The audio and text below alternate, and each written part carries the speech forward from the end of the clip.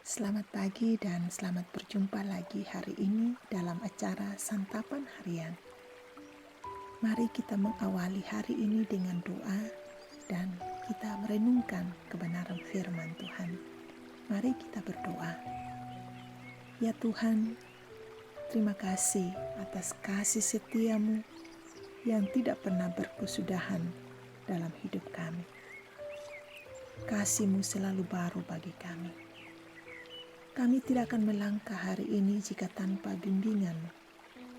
Karena itu kami mohon, curahkanlah Roh Kudus-Mu agar kami dapat merenungkan firman-Mu yang akan membimbing kami dalam hidup ini. Karena tanpa firman-Mu, hidup kami akan tersesat. Dalam nama Tuhan Yesus kami berdoa. Amin. Saudara-saudara, bacaan firman Tuhan bagi kita hari ini dari Injil Lukas pasal 17 ayat 11 hingga ayatnya yang ke-19. Ke-10 orang kusta. Dalam perjalanannya ke Yerusalem, Yesus menyusur perbatasan Samaria dan Galilea. Ketika ia memasuki suatu desa, datanglah 10 orang kusta menemui dia. Mereka tinggal berdiri agak jauh dan berteriak, "Yesus Guru, kasihanilah kami." Lalu ia memandang mereka dan berkata, "Pergilah, perlihatkanlah dirimu kepada imam-imam." Dan sementara mereka di tengah jalan, mereka menjadi tahir. Seorang dari mereka ketika melihat bahwa ia telah sembuh, kembali sambil memuliakan Allah dengan suara nyaring.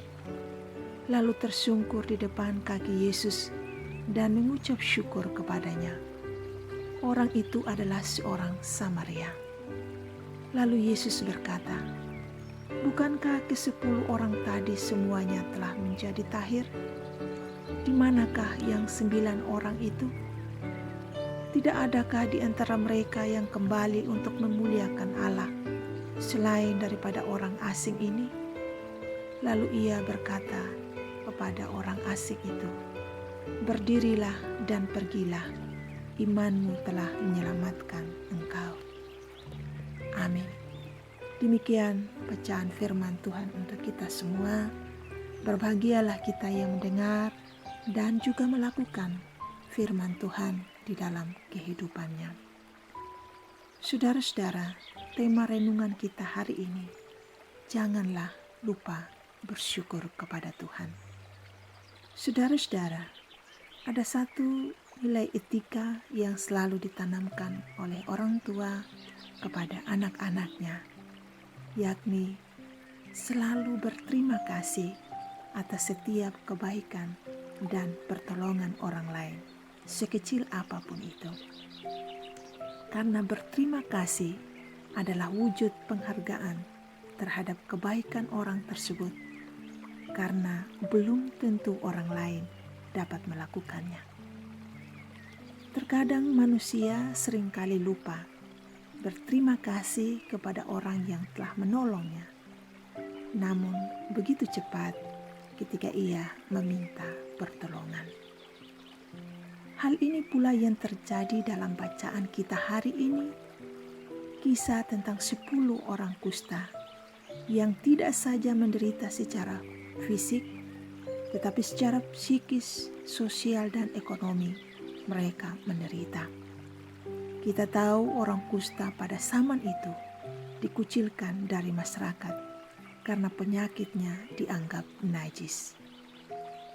Dan penyakit ini tidak mudah untuk disembuhkan.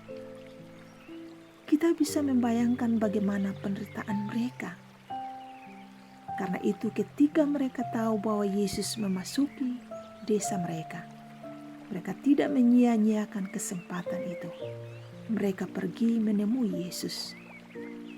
Posisi mereka sebagai seorang kusta membuat mereka berdiri agak jauh, karena hukum Ibrani melarang orang kusta mendekati siapapun. Dan karena itu mereka berteriak kepada Yesus, "Yesus, Guru, kasihanilah kami." Sebuah teriakan permohonan akan belas kasihan Tuhan Yesus. Dan Yesus mendengar teriakan mereka. Yesus memberi perintah supaya mereka pergi memperlihatkan diri kepada imam-imam. Dan ini sesuai dengan hukum saat itu untuk memastikan bahwa orang itu telah sembuh. Pembuktian dari imam ini penting agar mereka bisa diterima kembali dalam komunitas. Orang kusta ini pun mereka pergi, dan sementara mereka dalam perjalanan, mereka semuanya menjadi tahir. Tentu kesembuhan itu membuat mereka begitu bersuka cita, karena mereka dipulihkan dari segala penderitaan, dan mereka kembali menjalani kehidupan yang normal bersama orang lain. Namun dalam kegembiraan tersebut, membuat 9 orang ini, dan kemungkinan besar mereka adalah orang Yahudi, mereka lupa untuk berterima kasih kepada Yesus yang telah menyembuhkan mereka. Hanya 1 orang saja, dan itu pun orang Samaria. Orang Samaria ini datang tersungkur di depan kaki Yesus dan mengucap syukur kepadanya.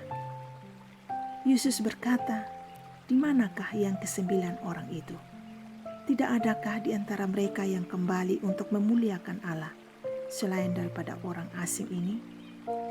Apa yang dikatakan oleh Yesus sebagai teguran kepada ke-9 orang kusta yang lupa bersyukur atas kesembuhan yang mereka peroleh.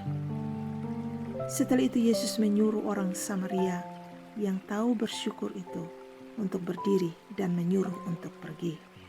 Dan Yesus menegaskan bahwa imannya telah menyelamatkan. Saudara-saudara, apa makna firman Tuhan bagi kita saat ini?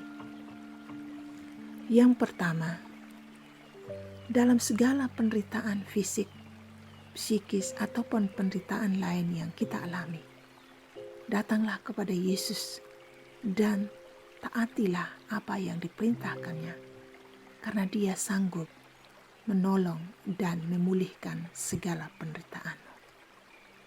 Yang kedua, ketika kita mengalami pertolongan dan belas kasihan Tuhan, kita harus bersyukur, kita harus berterima kasih kepada Tuhan. Jangan sampai kita lupa akan pertolongan dan kemurahan Tuhan. Hari ini ketika kita bangun pagi, kita masih bisa bernafas dengan gratis tanpa kita bayar.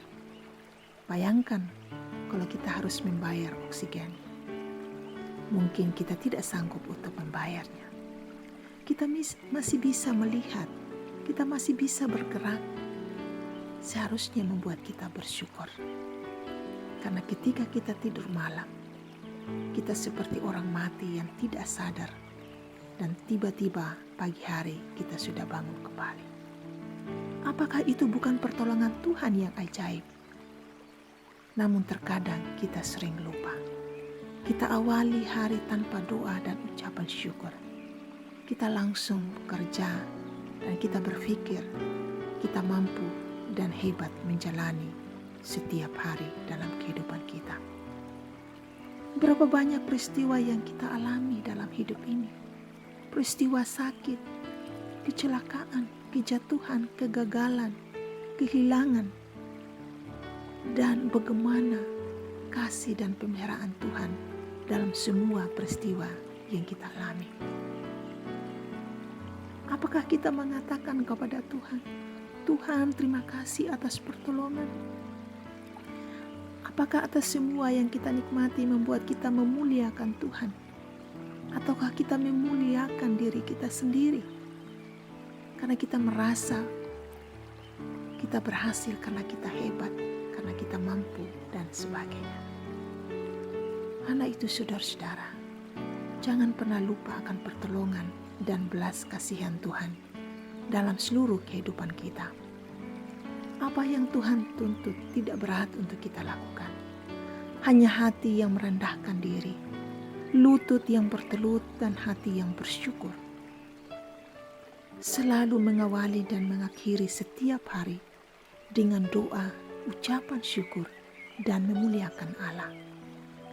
Jika kebaikan manusia yang kecil dan bisa dihitung saja, kita bisa berterima kasih, apalagi kepada Tuhan, untuk segala kebaikan dan pertolongannya yang tidak dapat kita hitung. Marilah kita awali setiap hari dengan berdoa, saat teduh untuk mendengarkan sabdanya sebagai kekuatan menjalani hari ini. Saudara-saudara, mengucap syukurlah dalam segala hal, karena itulah yang dikehendaki Allah di dalam Kristus Yesus bagi kamu. Tuhan memberkati. Amin. Mari kita berdoa.